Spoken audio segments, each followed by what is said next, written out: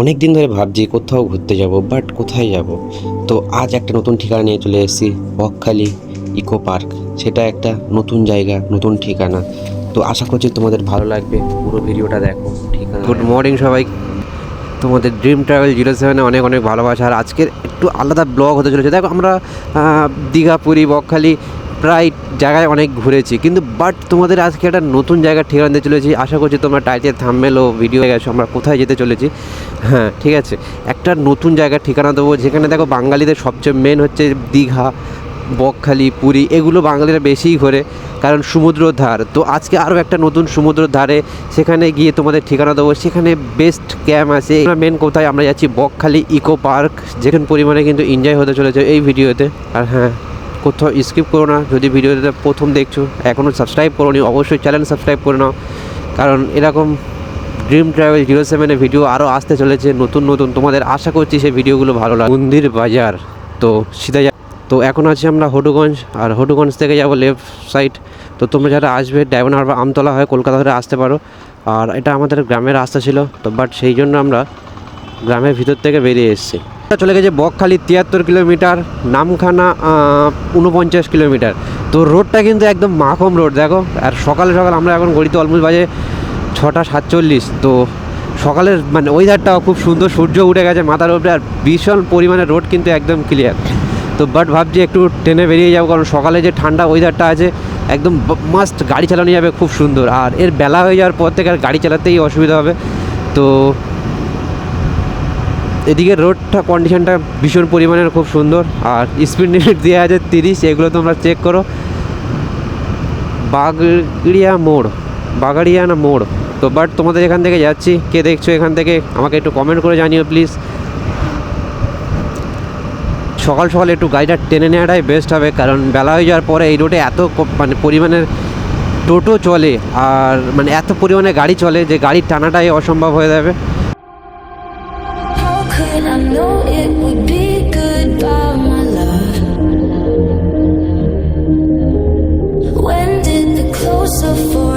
আজকে দেখো তোমাদের মানে ভালোবাসার কারণে, এত সাপোর্ট দেওয়ার কারণে তোমরা আমাকে অনেক করছো, যে মানে মোটিভেট করছো, যে ভিডিওগুলো ফুল ওয়াচ করছো।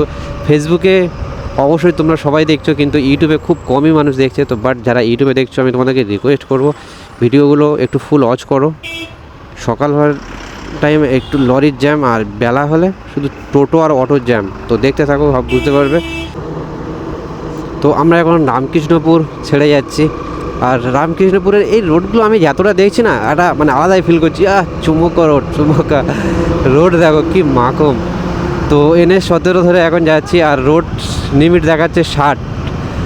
তো চলো, কোনো ব্যাপার নয়। রোডটাও ভীষণ পরিমাণে সূর্য মাথার উপরে উঠছে, আর এদিকে মানে যত সূর্য উঠছে আর পাল্টে, এদিকে পুলিশ মামারাও দাঁড়িয়ে আছে গাড়ি ধরবে। তবে বাট আমাদের জন্য নয়, ওরা দাঁড়িয়ে আছে 4 চাকা ধরার জন্য। আর ইকো পার্ক যেখানে যাচ্ছি দেখো, বাট আমরা ওখানে আজ একটা নাইট থাকবো না। কোথায় কী আছে তোমাদেরকে জানিয়ে দেবো।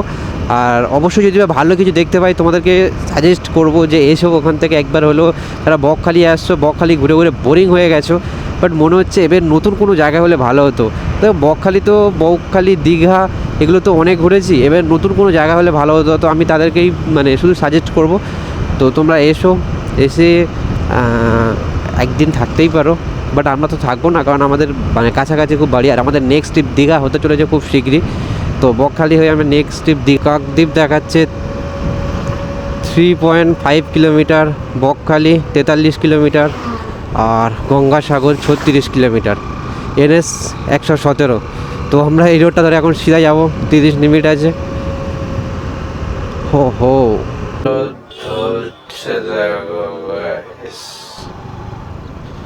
মানে স্পিড লিমিট, ঠিক আছে, এখানে স্পিড লিমিট চেক করা হচ্ছে। যে মেশিনটা বসানো আছে ওটা হচ্ছে স্পিড লিমিট মেশিন। তো ওখানে কী হবে, তোমার গাড়ি দিয়ে এখানে হাই স্পিড, বকখালি এই রোডটা কিন্তু অনেকটাই সাবধান বললো যারা আসছো বাইক নিয়ে। ওখানে স্পিড লিমিট দেখা আছে, তোমার স্পিড লিমিট যদি ওভার হয়ে যায় তো ফাইন তো দিতেই হবে, এটা একদম মাস্ট ওভার স্পিডের জন্য। কাছে সব কিছু থাকার সত্ত্বেও দিতে হবে। এই জায়গাটা পার হয়ে যাওয়া মানে আমি বলবো অনেকটাই সেফ। তো এরপরে আর স্পিড লিমিটের জন্য ফাইন করে না, এমনি ড্রাইভিং লাইসেন্স কাগজপত্র পেপারটা ভুল থাকলে তখন ফাইন করে, বাট তার আগেও করে না। তো তোমরা এটা অবশ্যই দেখে এসো। নামখানা দেখতে দেখতে আমরা নামখানা ফ্লাইওভারের ওপরে চলে এসেছি। তো এর উপরে একটা আমাদের মেমোরি হয়ে আছে, যখন এর আগে আমরা ম্যাডো করে আসতাম, ঠিক আছে, অলমোস্ট 2014 সাল 2015 সালের মধ্যে। তো তখন কি করতাম, আমরা ভ্যাসালে উঠে আসতাম, ভ্যাসালে করে যেতাম, তো ভ্যাসালে করে নিয়ে এপারে এপারে যেত। তো এখন মানে ব্রিজটা হয়ে যাওয়ার পর থেকে আমাদের মানে বাইকারদের বলো প্রত্যেক গাড়িটাকে এত সুবিধা হয়ে গেছে, কারোর জন্য ওয়েট করতে হয় না। আর আগে কী হতো, আমরা রাত 2টোর সময় বাড়ি থেকে বেরোতাম আর এসে এখানে লাইন দিতাম, মানে 4-6টার সময় ভেসাল ছাড়তো, তো সেইভাবে আমাদের লাইন দিয়ে তারপরে পার হতে হতো। মানে আগে ভীষণ পরিমাণে কষ্ট হতো, যেমন বকখালি ট্যুর করতাম, মানে নাইট টু নাইট হয়ে যেত, এরকম ব্যাপার ছিল। বাট এখন কিন্তু সকাল 6টায় বেরোলে এখন 10টা অবধি 8টা অবধি বকখালি পৌঁছে যায়। আর এই ফ্লাইওভারটার ওপরে মানে দুর্দান্ত লাগে। এখানে আসলে ফটো তুলবো না এরকম কখনোই হয় না, যতবার আসি ফটো তুলতে ইচ্ছা করে, এখানে ফটো তুলে কিছু ভিডিও ফটো শ্যুট করে তারপরেই যাই। তো তোমাদের কেমন লাগছে আর এই ফ্লাইওভারটায় কে কে এসছো বলো? তো আমি এসেছি, আমার ওয়াইফ এসছে, পিছনে দেখতে পাচ্ছ ওয়াইফ আছে, আর রোহিতের ওয়াইফ আছে, সে ওরা আছে, ওর পিছনে আসছে। তো চলো এখানে একটু দাঁড়াই, আর এখান থেকে দেখো দুর্দান্ত লাগছে, তাই না? ওইদিকে দেখো। এখন আমরা মানে যখন ভেসালে করে যেতাম, বাট একটা জিনিস কী মনে হতো যে ভেসালে করে যাওয়ার সময় রাত 2টোর সময় বাড়িতে বেরোতাম, আর মানে 12টা 2টোর সময় বাড়িতে বেরোতাম, এখানে এসে 3 ঘন্টা 4 ঘন্টা শুধু ওয়েট করতাম ভেসালের জন্য। বাট এখন কিন্তু সেটা নেই, ফ্লাইওভারটা হওয়ার পরে আমাদের মতন অনেক গাড়ির সুবিধা হয়ে গেছে, তো যখন ইচ্ছা হয় আসতে পারি। তো সেই জন্য বাট ভীষণ পরিমাণে কিন্তু এটাই বেস্ট ছিল আমাদের মানে আমাদের জন্য তো খুব বেস্ট। তো এখন যাবো আমরা ইকো পার্কের গুগল ম্যাপ লাগিয়ে নিয়েছি, বাট ইকো পার্ক কিন্তু আমরাও এখনও যাইনি। বাট যেটা হবে তোমাদের সামনে সেটাই দেখাবো, আর এমন কিছু মানে বাড়িয়ে বলবো না যেটা তোমাদেরকে আসার পরে মনে হবে যে এখানে আমাদের এই মানে ইউটিউবারে দেখে এলাম, এসে তারপরে হয়তো আমাদের এটা এরকম ফেস করতে হচ্ছে। আগে টোল প্লাজা আছে, একটা টোল গেট আছে এখানে, এই মানে এই ফ্লাইওভারের জন্য টোল গেটও করে দিয়েছে, দেখতে পাচ্ছ তো, এই ফ্লাইওভারের জন্য টোল গেটটা করেছে।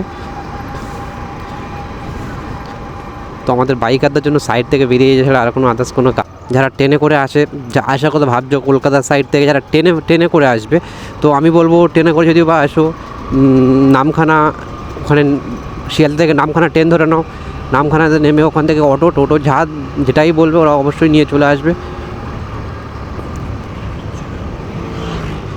বকখালি 24 কিলোমিটার। গাড়িটা আমরা আস্তে আস্তে একটু মানে মনে হচ্ছে এরকম গাড়িতে হাওয়া নেই, গাড়িটা না আসছে, তো দেখা যাক হাওয়াটা একবার চেক করি। দূরে আছে একটু,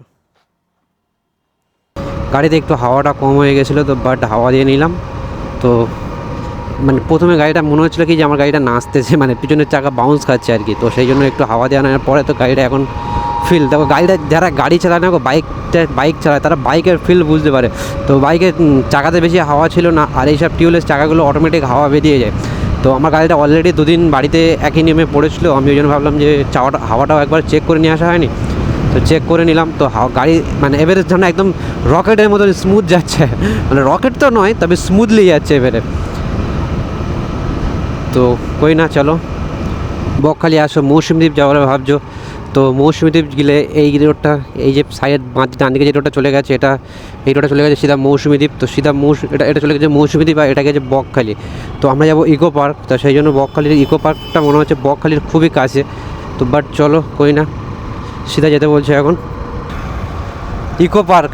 এখান থেকে 2 মিনিট দেখাচ্ছে, 600 মিটার দূরে। তো বাট চলো দেখি কীরকম ইকো পার্কটা, আর কীরকম কোথায় কী আছে। বাট প্রথমবার যাচ্ছি, ঠিক আছে, এর আগে অনেকবার এসেছিলাম, তো অনেকেই বলেছে ইকো পার্ক এই সাইডে হবে, হেন তেন, তো বাট আমি যাইনি, ঠিক আছে। তো প্রথমবার যাচ্ছি। দেখতে পাচ্ছ ইকো পার্কের রাস্তা এদিক থেকে চলে গেছে, 299 থেকে স্টার্টিং, এখানে দেখতে পাচ্ছ বোর্ড দেওয়া আছে অলরেডি। তো চলো ইকো পার্কটা কোথায় কেমন ঘুরে আসি, প্রথমবার যাচ্ছি। এই রাস্তাটা তোমরা অবশ্যই বুঝতে পারছো কোন দিকটা আমরা গিয়ে এসেছি, 899 দিয়ে মোটামুটি প্যাকেজ স্টার্ট আর কি। তো বাট সেরকম কিছু আমারও জানা নেই, চলো নতুনভাবে জানবো। আর এদিকে রাস্তাটা একটু এরকমই হতে হবে, মেনে নিতে হবে, কিছু করার নেই। তোমরা আসলে এখানে দেখতে পাবে ইকো পার্কের বোর্ড দেওয়া আছে। তো চলো বাট ইকো পার্কের ভিতরে একবার গিয়ে দেখা যাক। এখানে দেখতেই পাচ্ছ ইকো পার্ক বললে থেকে ইকো পার্ক। তো ভিতরে এন্ট্রি করার পরে এখান থেকে গাড়ি পার্ক করলাম, আমরা গাড়িগুলো সাইডে রাখলাম। আর এখানে টিকিটের মানে খরচা আছে পার হেড 20 টাকা, পার হেড 20 টাকা টিকিট দিয়ে টিকিট কাউন্টার থেকে টিকিটটা কেটেছি। এখানে দেখতে পাচ্ছ আরও অনেক ট্যুরিস্ট এসছে। ভিতরে ঢোকার মানে ছোট ছোট বেশ ভালোই। আর এই যে ঝাউ গাছের মধ্যে একটা আলাদাই শান্তি, তাই না? ঠান্ডা হাওয়ার মধ্যে ভীষণ পরিমাণের গরম পড়েছে।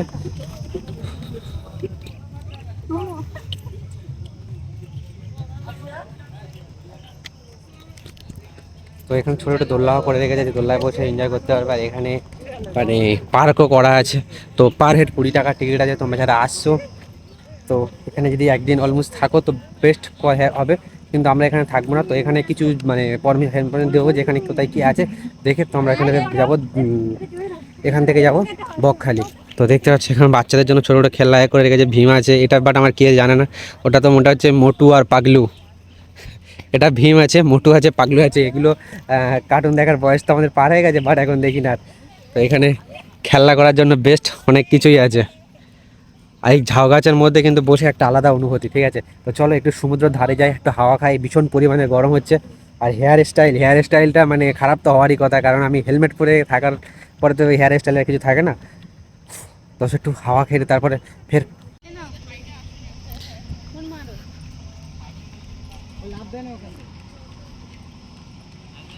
এখন সমুদ্রের ধারে চলে এসেছে। এখান থেকে দেখতে পাচ্ছ একটা দিয়ে রেখেছে, বাট এরা দিয়েছে ভীষণ পরিমাণে রোদ্দুর, হয়তো মুখটা একটু কালো হলেও হতে পারে। কিন্তু এদিকে দেখতে পাচ্ছ ওপরে উঠলে শুধু দেখে একটা আলাদা ভিউ দেখতে হবে। দেখো ও কি শান্তি ভাই।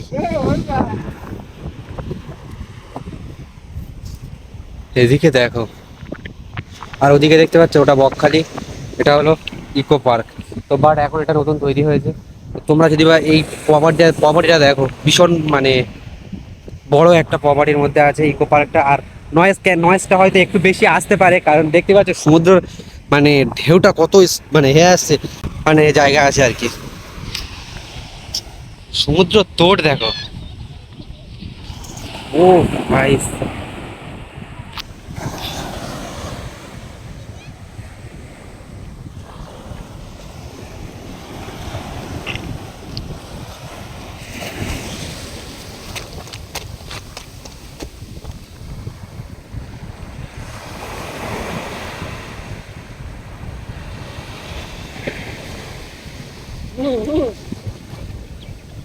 কি দারুণ লাগছে, তাই না?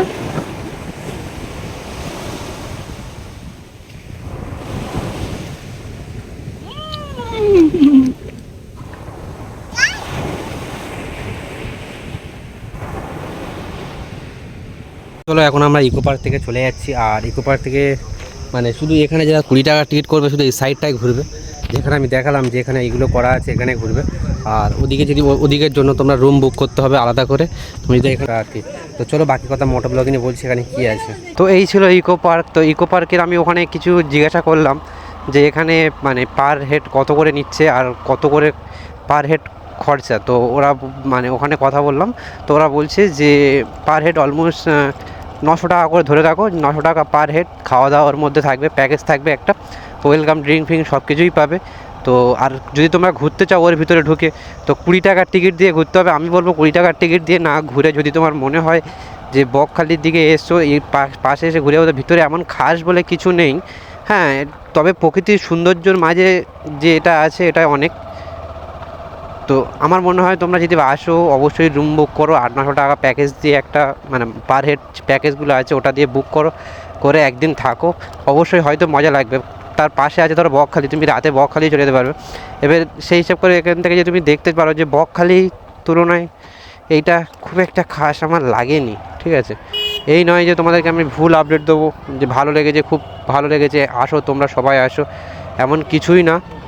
তো আমি এখন যাচ্ছি বকখালি। তো চলো ইকো পার্কের এই ছিল ভিডিও। তো তোমাদের কেমন লাগলো আমাকে একটু জানাও। আর